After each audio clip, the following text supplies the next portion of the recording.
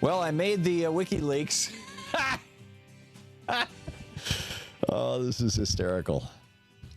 Somebody, A. Phillips, sent an email to, this was on in May of last year. And in fact, yeah, 5/16 to 1750. I'm not sure of their naming convention, but the email was May 17th of last year. And keep in mind, this was the Clinton campaign preparing for the primary. And this was actually, if this was May 17th, this was a few weeks before Bernie announced that he was running for the candidacy, if my recollection is correct. I thought he announced in June. Maybe he announced in May, and I'm misremembering the Donald Trump announced in June. But in any case, the Clinton campaign was on it. What's going on? And I'm sharing this with you because I've been following these leaks, and up until this point, and frankly, including this point, it seems to me like it's much ado about nothing. And in some ways, I mean, there are some things that are troubling as well. But it just, I've been in enough political conversations with enough political insiders to know that the way that people talk is not, there's this old saying, don't say anything in email that you wouldn't want to see on the front page of the Washington Post. Everybody ignores that. It's so there's kind of the good, the bad, and the ugly, and the one that I'm in is about Bernie Sanders. And, surprise, surprise, right? And this is just basically, I think, an analysis of where the Clinton campaign is at relative to Progressive Talk Radio. They start out by talking to Mike Malloy, Atlanta-based talker Mike Malloy. For my audience, the core of the Democratic Party is Bernie Sanders. It's very consistent. It is unwavering for Bernie Sanders. It's consistent responses no matter where the calls are coming from. I'm reading from the leaked email. That was Mike Malloy. Then they go on and they say Progressive Talk Radio reaches at least 20 million devoted listeners on radio and the internet, according to Michael Harrison, the editor and publisher of Talkers magazine. Michael will be happy to know that he made the leaks.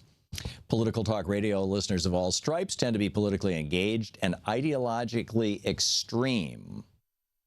More politically engaged and ideologically extreme than average voters, and thus more likely to vote in the primaries. See, I think that's an actual, extreme is probably not the word I would use, but I think it's an accurate analysis. And the nature of the medium, which costs little to produce and is free to consume, lends itself to anti-establishment voices like Sanders. Well, it would also lend itself to, anyhow, I don't want to be critiquing this email, but the default environment of radio is populist, it's grassroots, it's close to the ground. They're quoting Michael Harrison again. He's the publisher of Talkers magazine, which is the magazine that has rated me as the #1 progressive talk show host. Actually, Joe Madison is one above me, and God bless him. So I'm #2 in the country. But anyhow, he says, lately commercial radio has gone through its most corporate phase in history, but it's trending back towards independent and populist talk. That's Harrison. Like other left-wing talk audiences, talk radio listeners are looking for an alternative to Clinton. Massachusetts Senator Elizabeth Warren is also very popular here. And then they quote Ed Fallon, who's an Iowa-based progressive talker. He says, my audience is pretty much in the anybody but Hillary. And then they say, but unlike some other corners of the progressive movement, Sanders has put down deep roots in talk radio. Sam Cedar says, my audience has known Bernie for a long time. He's been very accessible on radio for years. And then Sanders, and then it gets into me.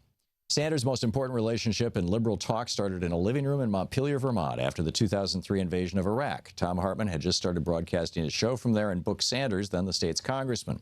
The lawmaker was such a hit with listeners that it was quickly decided he should have a regular guest slot. Dubbed Brunch with Bernie, Sanders essentially took over an hour of Hartmann's show every Friday, expounding on the week's news and taking calls. And then they have a quote here. They don't attribute the quote. But the quote says, they're over the moon for Bernie Sanders, they're over the moon for Elizabeth Warren, but when you tell them that they're a narrow slice of America, they get really mad. Right. Hartmann now hosts the top-rated progressive talk radio show in the country, and Sanders still does an hour brunch with Bernie every week more than a decade later. When the senator announced his presidential bid, Hartmann quickly offered his endorsement, and his listeners were eager to enlist. Hartmann said from his studio, now in Washington, D.C., near the Capitol, quote, I haven't had a dissenting or skeptical or cynical voice about Bernie's candidacy since he announced. And then they go on to Bill Press. Sanders is also close with Bill Press, another top liberal talker based in Washington. Press is the former chairman of the California DNC. He says, as a talk radio host reaching the progressive base every day, I've never seen the level of all-out excitement that I've heard from viewers and listeners in the last couple of days. This is Bill Press talking about Bernie.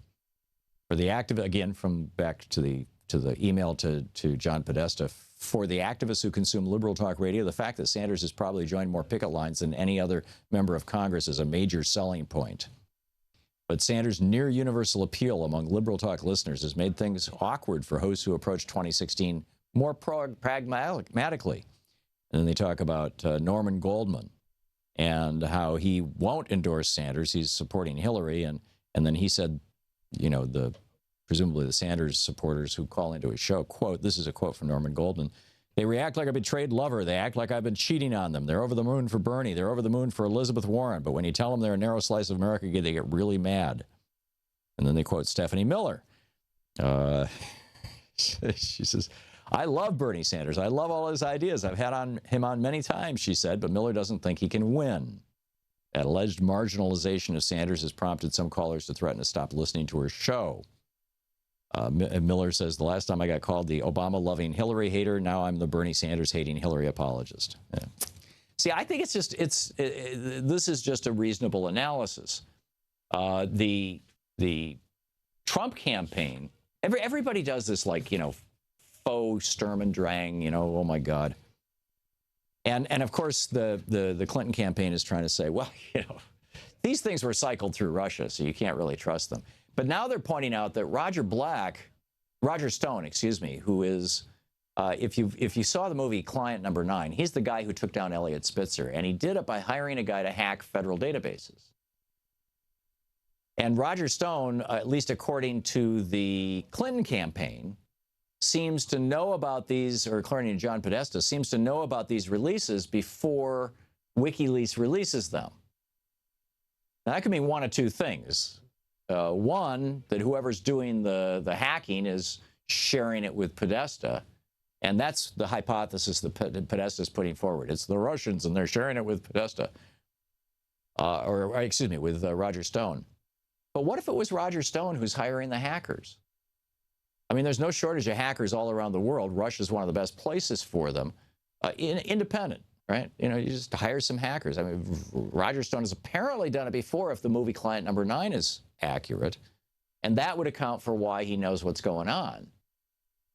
But, you know, that's just one possible scenario out of many. I don't know that that's the case. I'm not even asserting that that's the case. I'm just saying, you know. So anyhow, another thing that was in the Podesta leaks is somebody wrote to Podesta and Jennifer Palmieri, who is now her campaign spokesperson, about many powerful elements in the conservative movement who are all Catholic, saying that they were a bastardization of the faith and they must be attracted to the systematic thought and severely backwards gender relations. Well, Palmieri and Podesta are both Catholic. So Palmieri responded, I imagine they think it's the most socially acceptable political conservative religion. Their rich friends wouldn't understand if they became evangelicals. And writing about this, Victoria Jones with Talk Media News writes, Podesta was smart to stay out of it. Note that Clinton isn't implicated. This has nothing to do with Hillary Clinton. These are just her people talking. The same thing with the earlier one.